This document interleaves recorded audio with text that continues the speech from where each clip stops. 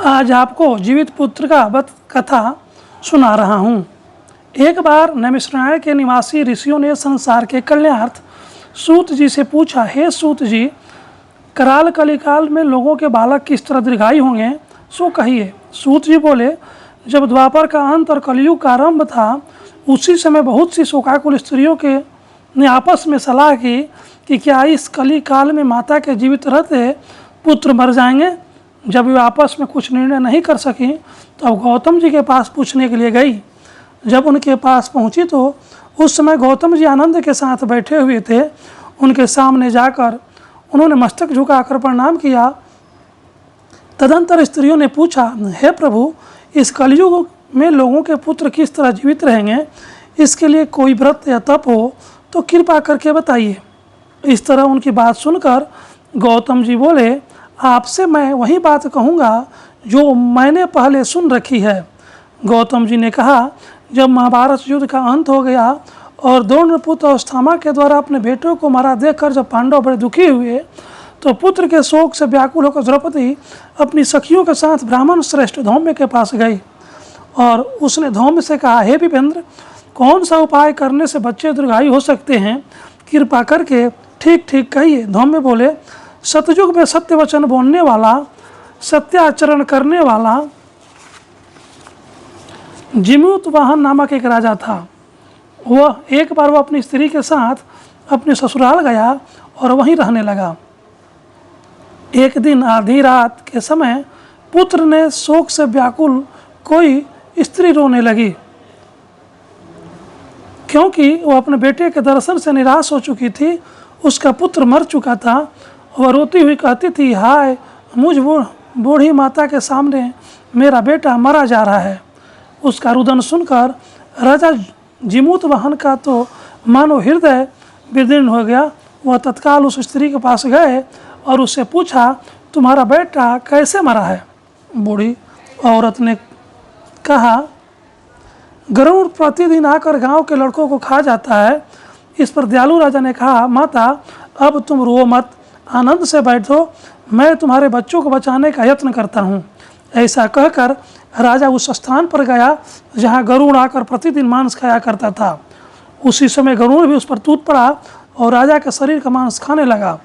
जब अतिशय तेजस्वी गरुड़ ने राजा का बायां अंग खा लिया तो झटपट राजा ने अपना दाहिना अंग फेर कर गरुड़ के सामने कर दिया। यह देखकर गरुड़ जी ने कहा, देव योनियों में तुम कौन हो, तुम मनुष्य तो नहीं जान पड़ते। अच्छा, अपना जन्म और कुल बताओ। पीड़ा से व्याकुल मन वाले राजा ने कहा, हे पक्षीराज, इस तरह के प्रश्न करना व्यर्थ है, तुम अपनी इच्छा भर मेरा मांस खाओ। यह सुनकर गरुड़ रुक गए और आदर से राजा के जन्म और कुल की बात पूछने लगे। राजा ने कहा, मेरी माता का नाम सव्या है और मेरे पिता का नाम शालिवाहन है। सूर्यवंश में मेरा जन्म हुआ है और जिमूतवाहन मेरा नाम है। राजा की दयालुता देखकर गरुड़ ने कहा, हे महाभाग, तुम्हारे मन में जो अभिलाषा हो वह वर मांगो। राजा ने कहा, हे पक्षीराज, यदि आप मुझे वर दे रहे हैं तो वर दीजिए कि आपने अब तक जिन प्राणियों को खाया है वे सब जीवित हो जाएं। हे स्वामिन, अब से आप यहाँ बालकों को न खाएं और कोई ऐसा उपाय करें कि जहाँ जो उत्पन्न हो वे लोग बहुत दिन तक जीवित रहें। धौम्य ने कहा कि पक्षीराज गरुड़ राजा को वरदान देकर स्वयं अमृत के लिए नाग लोग चले गए। वहाँ से अमृत लाकर उन्हें मरे हुए मनुष्य की हड्डियों पर बरसाया। ऐसा करने से सब लोग जीवित हो गए जिनको कि पहले गरुड़ ने खाया था। राजा के त्याग और गरुड़ की कृपा से वहाँ वाले बहुत कष्ट दूर हो गया। उस समय राजा के शरीर की शोभा दुनी हो गई थी। राजा की दयालुता देखकर गरुड़ ने फिर कहा, मैं संसार के कल्याणार्थ एक और वर दूंगा। आज अश्विन कृष्ण सप्तमी से रहित शुभ अष्टमी तिथि है। आज ही तुमने यह प्रजा को जीवन दान दिया है। हे वत्स, अब से यह दिन ब्रह्म भाव हो गया है, जो मूर्ति भेद से विविध नामों से विख्यात है। वहीं त्रिलोक में पूजित दुर्गा अमृत प्राप्त करने के अर्थ में जीवित पुत्रिका कहलाई है। सो इस तिथि को जो स्त्रियाँ उस जीवित पुत्रिका की और कुश की आकृति बनाकर तुम्हारी पूजा करेगी तो दिनों दिन उसका सौभाग्य बढ़ेगा, वंश की भी बढ़ती होती रहेगी। हे महाभाग, इस विषय में विचार करने की भी आवश्यकता नहीं है। हे राजन, सप्तमी से रहित और उदया तिथि की अष्टमी को व्रत करें, यानी सप्तमी विद अष्टमी जिस दिन हो उस दिन व्रत न कर शुद्ध अष्टमी को व्रत करें, नवमी को पारण करें। यदि इस पर ध्यान न दिया गया तो फल नष्ट हो ही जाएगा और सौभाग्य तो अवश्य नष्ट हो जाएगा। जीमूत वाहन को इस तरह का वरदान देकर गरुड़ बैकुंठ धाम को चले गए और राजा भी अपनी पत्नी के साथ अपने नगर को वापस चली आई। धौम्य द्रौपदी से कहते हैं, हे देवी, मैंने यह अतिशय दुर्लभ व्रत तुमको बताया।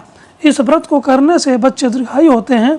हे देवी, तुम भी पूर्वोक्त विधि से यह व्रत को और दुर्गा जी का पूजन करो और तुम्हें अभिलाषित फल प्राप्त होगा। मुनिराज धौम्य की बात सुनकर द्रौपदी के हृदय में एक प्रकार का कौतूहल उत्पन्न हुआ और पूर्वासिनी स्त्रियों को बुलाकर उनके साथ उत्तम व्रत किया।